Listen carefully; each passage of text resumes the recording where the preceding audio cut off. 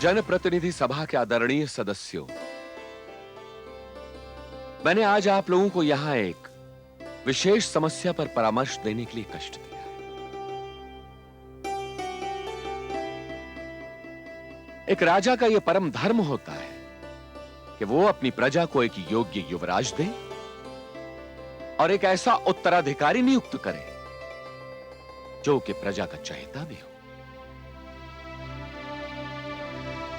बहुत सोच विचार के बाद मैंने यह निर्णय लिया है कि मेरे ज्येष्ठ पुत्र राजकुमार राम ही इस पद के योग्य हैं।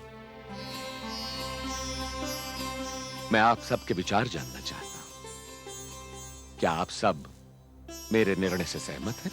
सहमत है, सहमत है, सहमत है, सहमत है, सहमत है, सहमत है, सहमत है, सहमत है, सहमत है, सहमत है। आदरणीय सभासदों, यदि आप महाराज से केवल इसीलिए सहमत हैं कि मैं उनका ज्येष्ठ पुत्र हूं और इसीलिए मुझे युवराज बनना चाहिए, तो मुझे खेद है कि मैं आप सबसे सहमत नहीं हूं। समुद्र अथाह होता है किंतु किसी की प्यास नहीं बुझा सकता। अशोक का वृक्ष सबसे ऊंचा होता है किंतु किसी को छाया प्रदान नहीं करता। आकाश भी विशाल होता है किंतु किसी घर की छत नहीं बन सकता। हे महापुरुषों, ज्येष्ठता योग्यता का स्थान तो नहीं ले सकती। ज्येष्ठता योग्यता का पर्याय कभी नहीं बन सकती। इसलिए युवराज के पद का चुनाव भावनाओं की धारा में बहकर नहीं, बुद्धि के धरातल पर होना चाहिए। मैं युवराज केवल इसलिए बनूं कि मैं महाराज का ज्येष्ठ पुत्र हूं, यह आपका तर्क मुझे तनिक भी संतुष्ट नहीं कर रहा।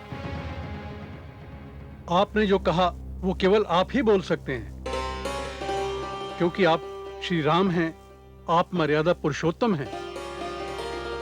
यदि आप अनुमति दें तो आपसे कुछ प्रश्न करूं?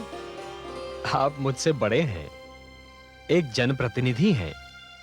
आपको मेरी अनुमति की आवश्यकता नहीं है। आप तो मुझे उत्तर देने के लिए बाध्य कर सकते हैं। पूछिए अपना प्रश्न। हे श्री राम, सुबाहु और ताड़का का वध किसने किया? मैंने। क्यों किया? इसलिए कि वो आश्रम उजाड़ रहे थे और मुझे मेरे गुरु ने आदेश दिया था कि मैं आश्रमों की रक्षा करूं। जनकपुरी में शिव धनुष किसने उठाया? मैंने। क्यों उठाया? इसलिए कि मिथिलेश शोक सागर में डूबे हुए थे। उस शिव धनुष को कोई भी उठा नहीं पाया था, और यदि महाराज जनक का प्रण पूरा नहीं हुआ होता तो जानकी का विवाह असंभव था। गौतम ऋषि की पत्नी अहिल्या शाप के कारण पत्थर हो गई थी। उसे पुनः जीवन देकर स्त्री के रूप में किसने बदला? मैंने। क्यों बदला? क्योंकि वहां एक नारी के साथ अन्याय हुआ था, और नारी माता स्वरूप होती है। जो समाज माता स्वरूप नारी पर अत्याचार एवं अन्याय करता है वो कभी फल फूल नहीं सकता। इतने महान कार्य करने के उपरांत आप अपनी योग्यता का प्रमाण चाहते हैं? हाँ मान्यवर, क्योंकि इन कार्यों में मुझे कोई योग्यता अथवा विशेषता दिखाई नहीं दे रही। आश्रमों और संस्कृति की रक्षा करके मैंने केवल अपना धर्म निभाया। एक नारी के साथ न्याय करके मैंने अपने कर्तव्य का पालन किया, और शिव धनुष को उठाकर केवल अपने गुरु के आदेश का पालन किया। हे श्री राम, प्रजा भी तो ऐसा ही राजा चाहती है जो संस्कृति की रक्षा करे, धर्म निभाए, कर्तव्यों का पालन करे। केवल आप में ही ऐसे गुण हैं। आप तो ऐसे सूर्य हैं जो स्वयं जलता है किंतु सारे संसार को अपना प्रकाश देता है। आप तो वो वृक्ष हैं जो अपने बोझ से स्वयं झुकता है किंतु दूसरों को मीठे फल देता है। योग्यता आपका मापदंड नहीं है, आप स्वयं योग्यता के मापदंड हैं। आप मर्यादा पुरुषोत्तम हैं, और आपके होते हुए कोई और हमारा युवराज बने ये हो ही नहीं सकता। क्यों सभासदों?